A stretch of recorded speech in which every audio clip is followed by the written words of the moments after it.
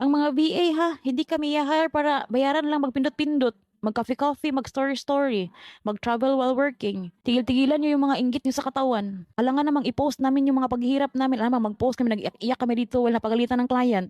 Natural, after years of iyak, after years of stress, after years of anxiety, ang ipopost namin is yung mga success stories na, yung mga after years of sacrifices. Ang inyo naman, chapter 1 pa lang kayo, page 1, kina-compare nyo na sa chapter 50, page 100.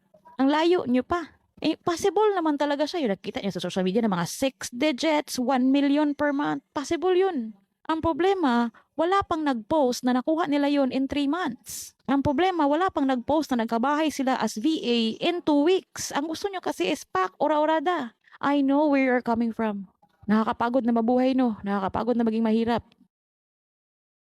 Now, when you are very pagod na sa sitwasyon nyo sa buhay, pag may nakita kayong post sa social media na pag mag-VA ka, gaganda yung buhay mo, pag mag-VA ka, ganto-ganto, at natural, automatic, natatabunan ng facts, ng investigation, ng hope.